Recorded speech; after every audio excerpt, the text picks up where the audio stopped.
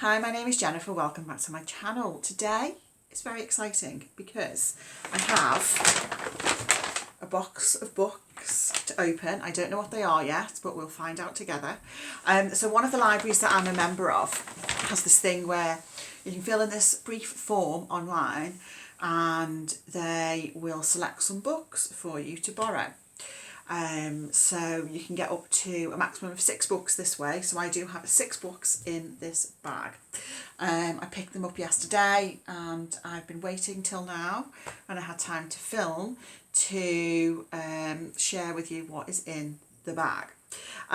So what I'm hoping is that this will be a reading vlog. Now you might be able to tell by however long this video turns out to be whether that's successful or not.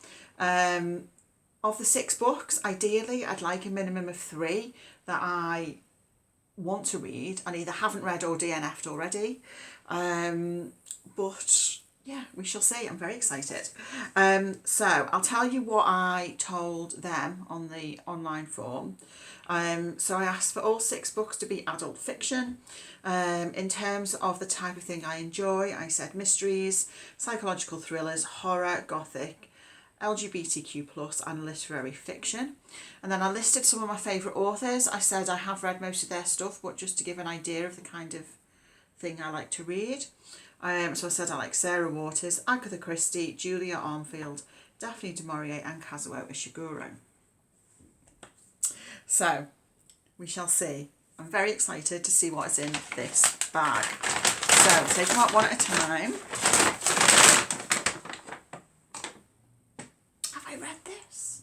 This is Circus of Wonders by Elizabeth Macneal. I've read, what's it called? The previous book, The Doll Factory, a couple of times and really enjoyed this. I don't think I've read Circus of Wonders. Possibly partly because I'm not always the biggest fan of circus themed books, but no, I'm pleased with this. This is a book I would have got to at some point. Let's see what it says. England, 1866. When Jasper Jupiter's Circus of Wonders arrives in a coastal village, Nell soon catches the showman's eye.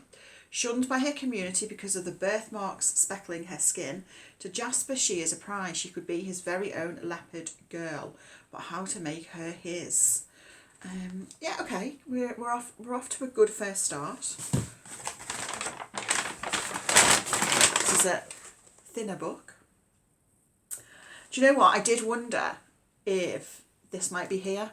Well, I thought Susan Hill might be here because of the gothic thing. I haven't read this. The Woman in Black, the classic English ghost story. I read Dolly by Susan Hill a few months ago with my book club and really quite enjoyed it. I don't even really know what this is about. It's very short. It's 200 pages.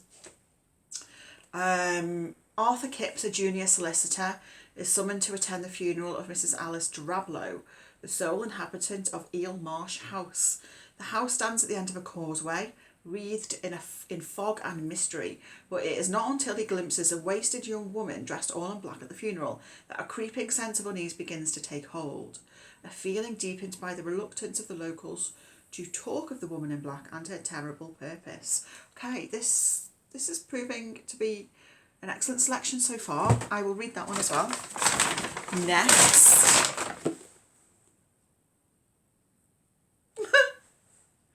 Oh, interesting. Okay, I don't think I've heard of this. This is Withered Hill by David Barnett. And it has like this probably doesn't show up very well on the camera, like an outline of a rabbit head. The reason I was laughing is because there's a quote on the front that describes this as being eerie, erotic and engrossing, a masterpiece of folkloric horror. Interesting. I don't think I've heard of this. This was first published last year, 2024. Let's read what it says. Oh, inside, there's like 2 little bits of the blurb, inside and outside. Inside. A year ago, Sophie Wickham stumbled into the isolated Lancashire village of Withered Hill, naked, alone and suffering from amnesia. So, surrounded by a thick ring of woodland, its inhabitants are of another world, drenched in dark pagan traditions. Sophie makes multiple attempts to escape, soon realising she is a prisoner, But is it the locals who are keeping her trapped or something else lurking in the forest? And then in the outside bit, it says, so I wonder if it's like, I don't know, is it like 2 time frames or what? Anyway, the outside bit says, in London, Sophie leads a chaotic life with too many drunken nights and inappropriate men, but she's stopped in her tracks by strange messages warning that someone is coming for her. With no idea who to trust or where to turn for help, the missives become more insistent and more intimidating, urging Sophie to make her way to a place called Withered Hill. Black Mirror meets The Wicker Man. That definitely makes me want to read it. I like The Wicker Man.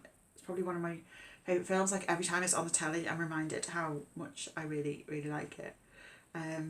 Yes. Okay, this is going really rather well. Next. Maybe I should just do this all the time, just get the library to just pick all my books for me. Okay. Actually, this is a book that I borrowed from this very library a couple of months ago. So I'm not going to reread it, but it is an excellent pick because I gave it like 4.5 stars. And that is the Intoxicating Mr. Lavelle by Neil Blackmore.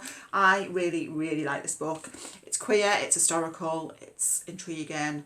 It's about 2 brothers who go on a grand tour of Europe, and they're very different. One of them's really into meeting like the wealthy, you know, well-to-do people, and the other one ends up meeting Mr. Lavelle and becomes intoxicated by him.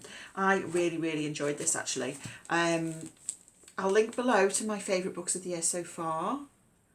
Remind me to do that, please. And you can hear more of my thoughts. So it's a good choice, but I have read it.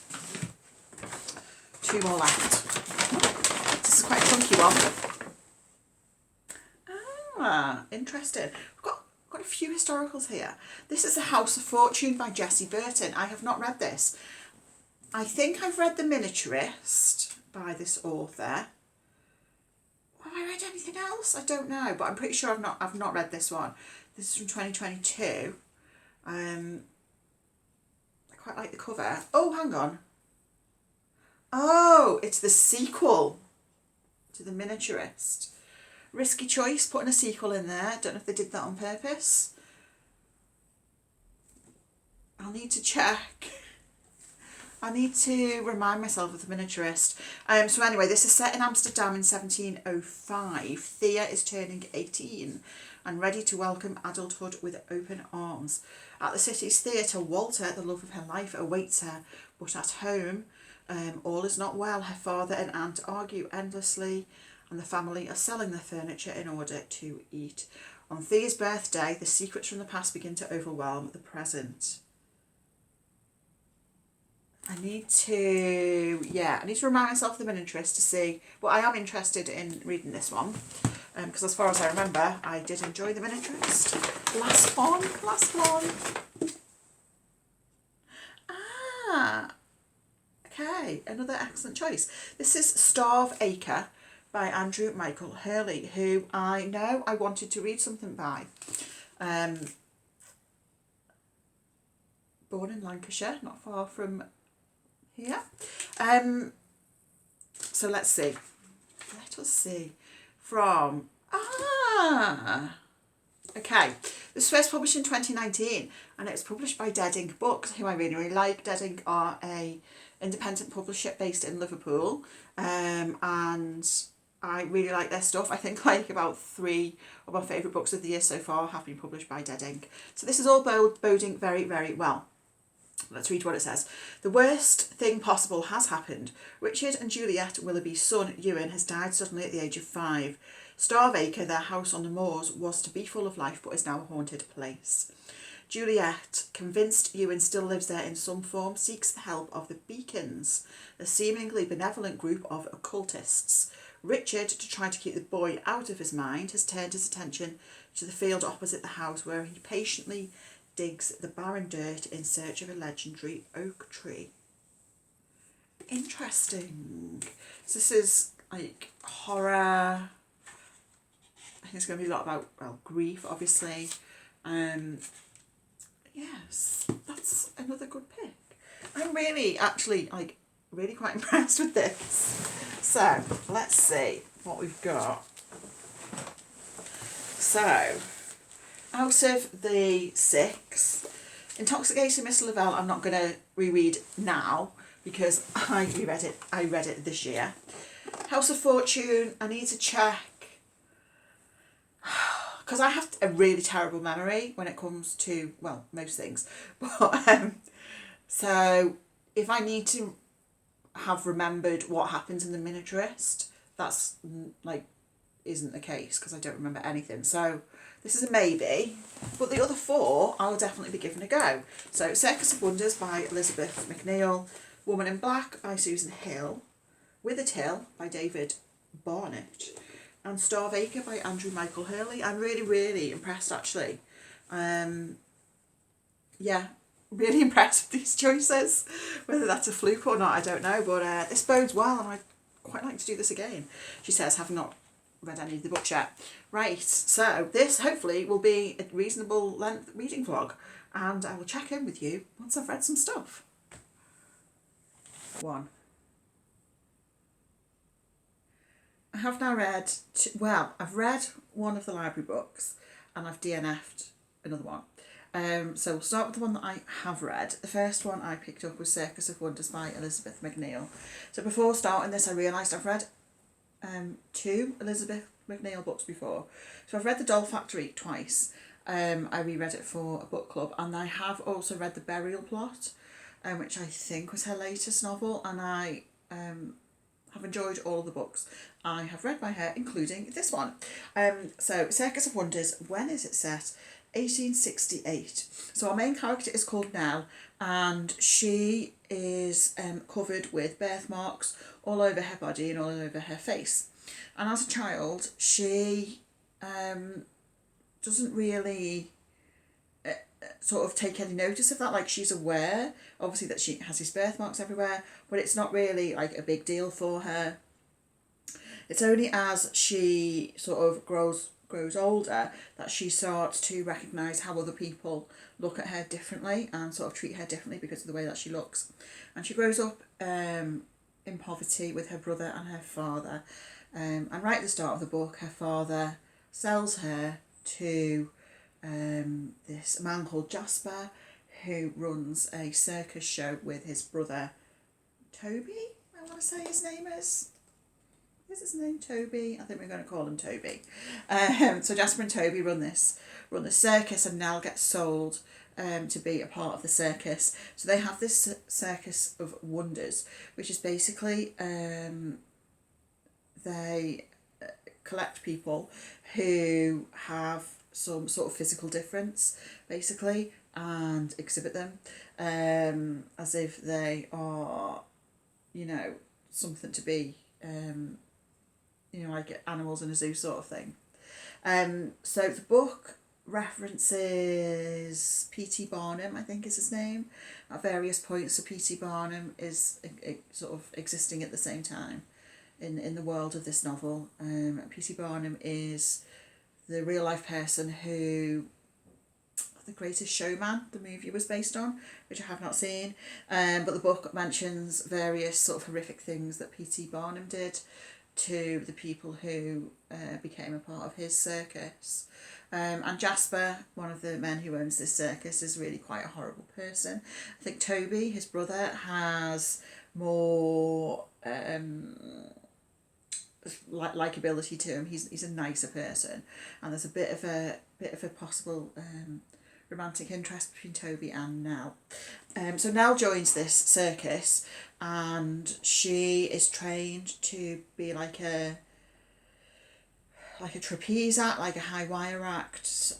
She's like flies through the sky in this circus, and before long she becomes really famous. She's like the standout act of this circus. And it's really about Nell's story and some of the other sort of characters who are part of this circus, and the, you know, Nell, how she experiences this sort of sudden fame, but how has that come about, and why are people, you know, so keen to come watch her. So there's lots of drama going on. I thought it was just a really, really solid like action-packed historical fiction novel, and I would really recommend it. Next is the DNF, and that is Withered by David Barnett.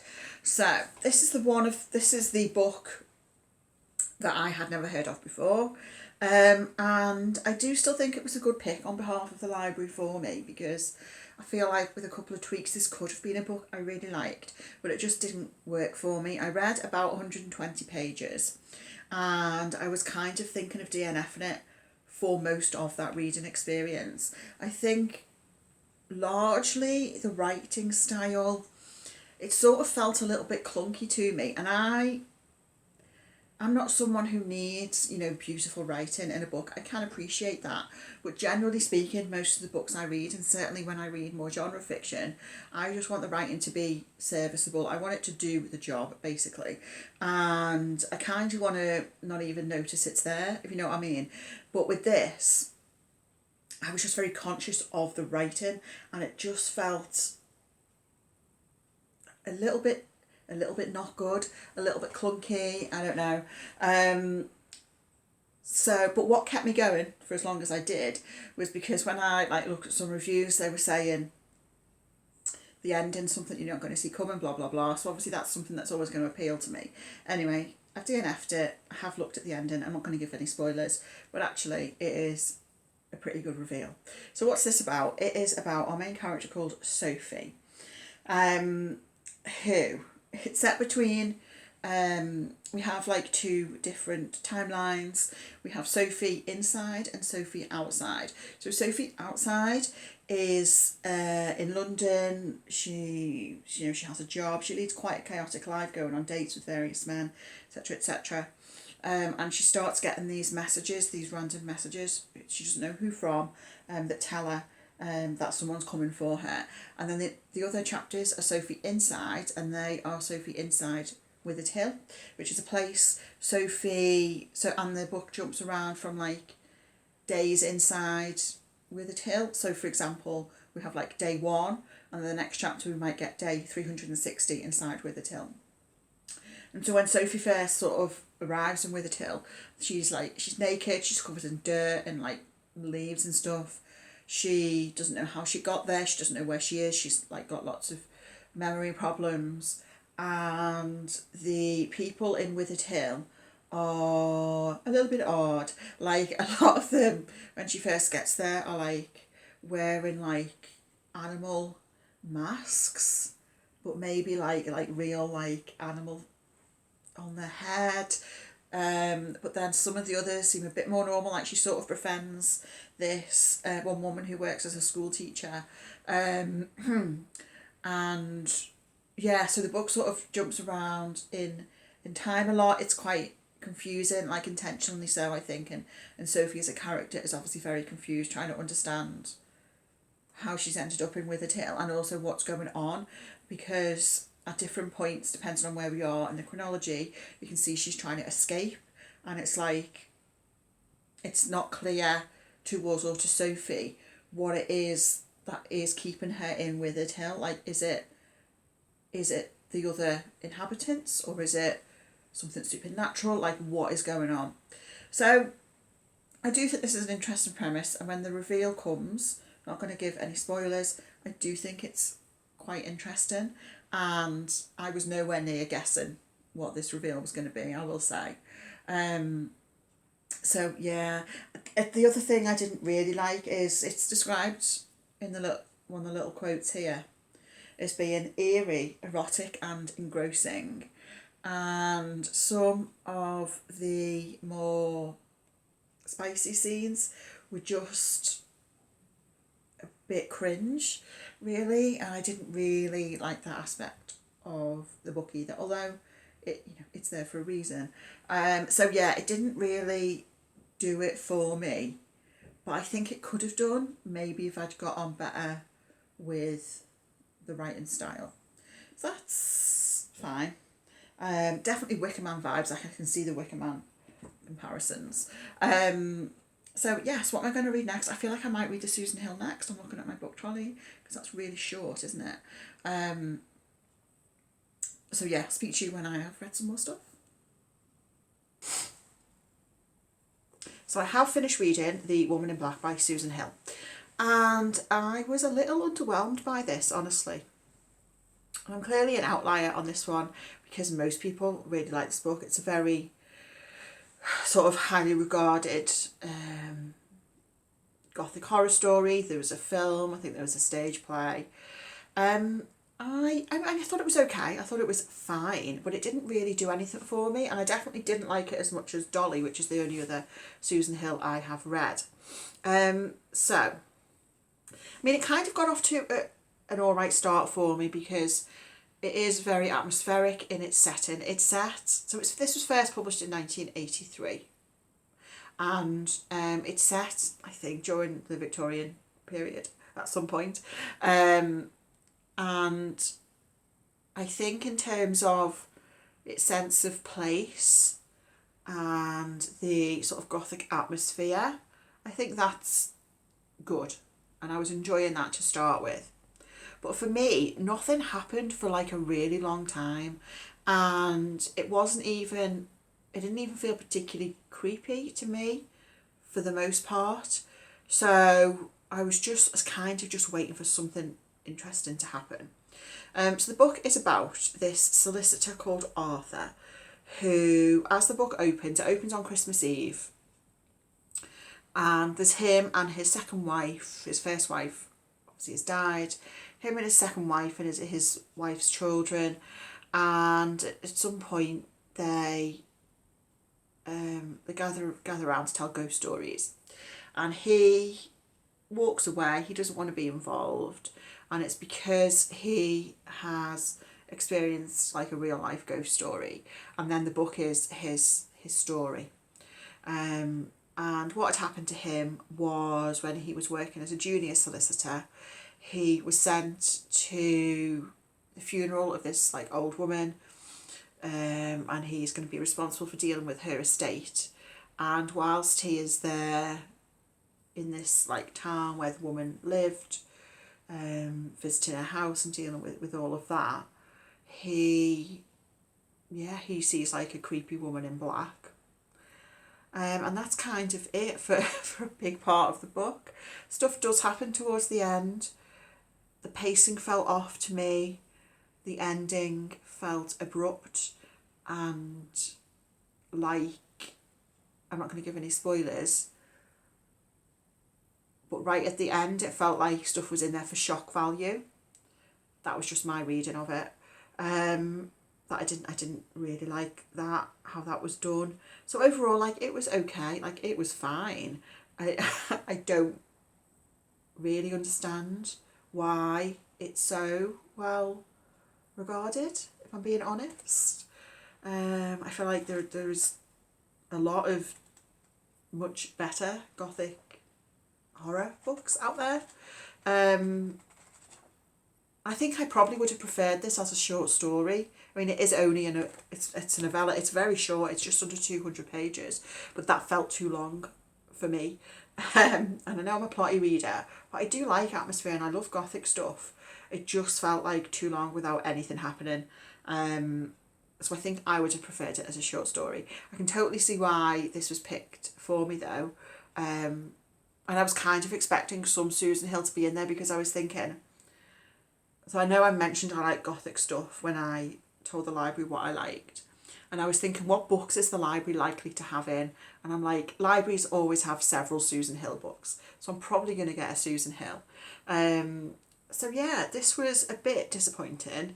I'd be interested in reading more Susan Hill. As I said, the only other one I've read is Dolly, which I read, I think, earlier this year with my book club, and I really enjoyed that. That was creepy and plotty. Two things I really like. So yeah, that was that. Hello again. I have read some more stuff. We've come to the end of the vlog, so let me tell you what I've read and my final thoughts. I made a decision not to read The House of Fortune by Jessie Burton. I looked up a plot summary of The Miniaturist online, which was this is the sequel to. Sort of to remind myself what happened, and I did really like The Miniaturist, but it was just so long ago that I read it that I'm just not sure I'm that interested in reading a sequel, even though it's probably really good. Plus it's like quite a chunky hardback, and it's just not my favourite thing like to physically read. So I decided not to read this. However, I have read Star of Acre by Andrew Michael Hurley, which I loved. I thought this was a really, really excellent sort of weird folklore horror book. And I'm so glad I finally sort of picked up by something by this author, because I've been meaning to read him for a while. So what's this book about? So the book opens and we have a married couple. What are they called? Richard and Juliet. And we know right at the start that their son Ewan died when he was 5 years old, and they live in Star of Acre, which is the name of their house. They live by the moors, so in the country. And the book really looks at the way both of those parents deal with the grief at losing their son. So Richard embarks on this sort of quest to try to find the roots, the origins of this like really, really old tree that was said to have been there sort of many, many years ago. And Juliet is sort of struggling to accept the fact that her son has gone, and sort of befriends this group of, they're described on the blurb as being occultists. So so this sort of group of people who believe kind of in otherworldly sort of things and think that they can help Juliet in her grief. And Richard really does not think this is a good idea. We get flashbacks to when Ewan was alive. We see him growing up. He displays some unusual, some violent behaviour. There are times when the parents are called into Ewan's school to talk to the teachers about him, and it's clear that he is somewhat disturbed, whether that is sort of from an illness perspective, whether that is something otherworldly going on in Star of Acre, where they live. So it has this really sort of unsettling, weird feel to it. It is quite gruesome in certain parts, particularly in relation to animals, and it's quite bizarre. Like, there are some bizarre sort of elements to the plot as well. I was really quite captivated by it. It doesn't have chapters, and it's, how long is it? So it's just under 250 pages, but like it's a really quick read. And yeah, so at its heart it is sort of looking at grief in a really interesting way, and from a horror perspective. I think if you like sort of folklore horror, if you like weird stuff and that sort of feeling of creeping, like slow creeping, unsettling dread, then you'll really like this. I thought it was excellent. I thought it was really excellent. So much so that when I was in the library at work a couple of days ago, I picked up another book by Andrew Michael Hurley. This is Barrowbeck, which I think is like interconnected stories. So yeah, I really, really enjoyed this. So to recap this vlog, so one moment. Right, so I got 6 books that the library had chosen for me. 3 of them I have read, 3 of them I didn't read for various reasons. The Intoxicating Mr. Lavelle I didn't read because I read it a few months ago and I loved it, so it was a great choice. House of Fortune by Jessie Burton I decided not to read because it's a sequel, even though I did really like the first book. And Withered by David Barnett I DNF'd. It could have been for me with a few tweaks, but it just wasn't quite my kind of thing. And then in terms of the 3 books that I read, The Woman in Black by Susan Hill, I thought it was okay. I was a little underwhelmed, but it's a book that it's been on obviously my radar for a long time. It's a book that I should really read at some point, so I finally have. Circus of Wonders by Elizabeth Macneal, I really enjoyed, and I really enjoy Elizabeth Macneal's books, historical fiction. And then Star of Acre by Andrew Michael Hurley. We've got an author that I've been meaning to read from for some time, and I thoroughly enjoyed it and want to read more from him. So I am really pleased with that. I love like the surprise of someone else choosing my books, and this is why, you know, every so often I sign up for book boxes, because it's someone else choosing your books. But the benefit of this with the library is it's free, so it really doesn't matter if I'm, you know, don't like the book, I'm going to DNF or I've read it before, because it's free and it's a way to try new things. So I'm definitely going to do this again, probably in the new year, assuming the library are still doing it by that point. Let me know what you think. Let me know your thoughts on any of these books. Does your library do something similar? Thank you for watching, and I'll speak to you again very soon. Bye.